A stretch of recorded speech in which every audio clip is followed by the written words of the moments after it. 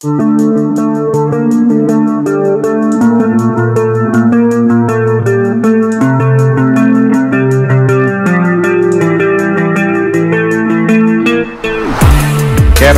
Wajud.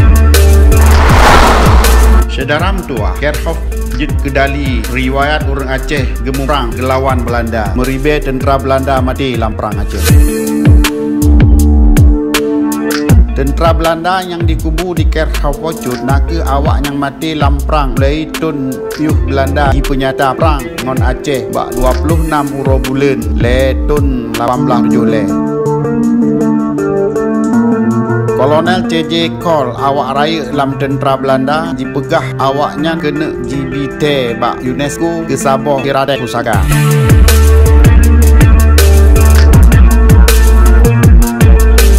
Pedro Jenderal Belanda sidro dibaknya nakeh Mayor Jenderal Johann Hermann Rudolf Kohler yang mati ditimbak oleh tentera Aceh dalam perang di Masjid Raya Baitur Rahman Banda Aceh 14 April 1870.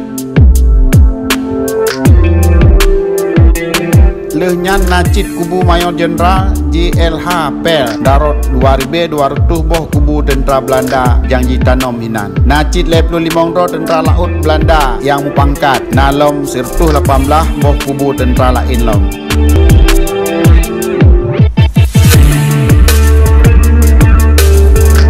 Lam Kherkhof nyan nacit padum-padum boh kubu awak Jepang menancit lam lungki nan Belanda nacit nan ureng nyangkon Belanda.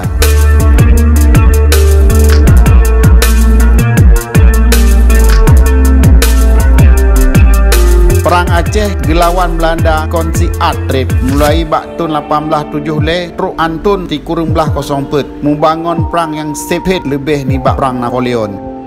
Belanda diserbu kerajaan Aceh rod laut bak 8 uro bulan pet tahun 1870 le ditimbak ngon meriam yang na dalam kapal perang Citadel van Antwerpen. Bak watenya Najime leribe 198 ro tentera Belanda wate dijak perang Aceh nalam kawannya awak Jawa Ambon Batak Madura ngon awak lain lem.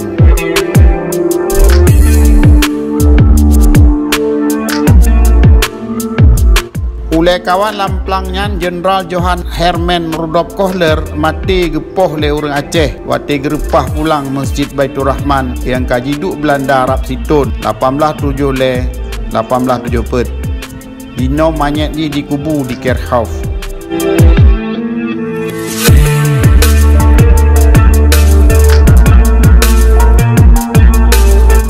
Bak Masjid Raya Baitur Rahman nabate yang metulih uro bulan pet tahun 1870 le bak tempatnya Mayor Jenderal Kohler mati nyan jid kesaksi dalam perang Aceh yang sephet di nyan mengkacuk pun ni bak tahun 1870 le sampai tahun 1930 yang seneleh ji menang orang Aceh.